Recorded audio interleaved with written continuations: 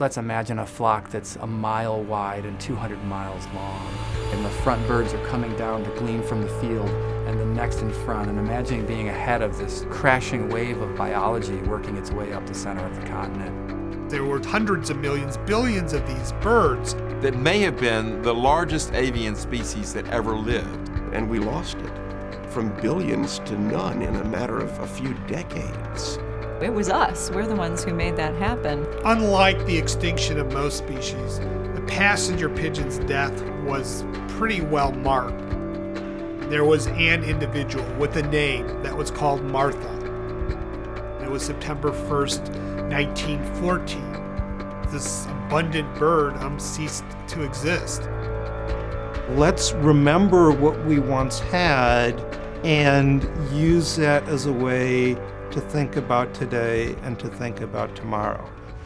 The passenger pigeon touches on so many elements of things that I care deeply about. I care about that this continent has changed. What was here in biological treasure is almost beyond comprehension. What Audubon described is a great example. The continued buzz of wings had a tendency to lull my senses. The pigeons passed in undiminished number and continued to do so for 3 days.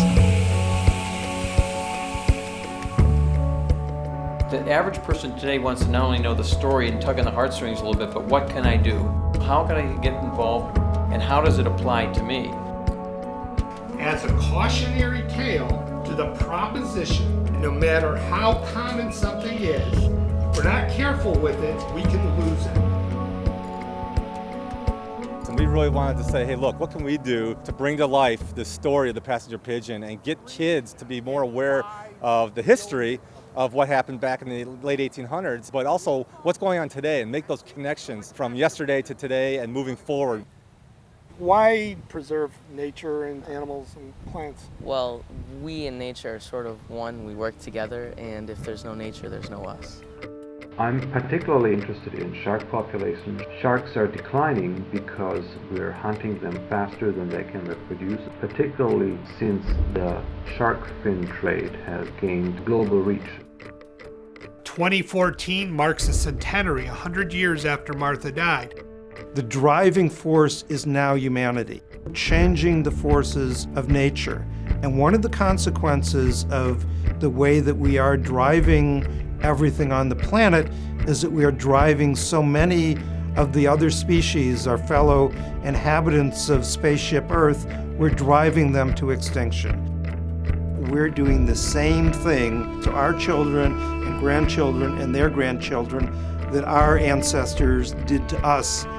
And we don't have the same excuse of ignorance that they did. Hi, I'm Joel Greenberg. And I'm David Mrazek. I've been interested in birds since the age of 12, and for much of that time, the story of the passenger pigeon has haunted me. Human activity wiped it out so that by 1914, the very last individual died. We're approaching the anniversary of that event, and so there has been formed Project Passenger Pigeon. There will be exhibits in museums all over the country, programming, curriculum, and this film. This film has the potential of reaching more people than any of the other elements. And we think this is really an important story because we don't want to repeat it. We would like people to consider current issues and how they can lead more sustainable lives. 2014 is rapidly approaching, and we still have filming to do. We've got scenes we've got to get done. We've got computer animation we'd really like to do more of. We've got post-production costs.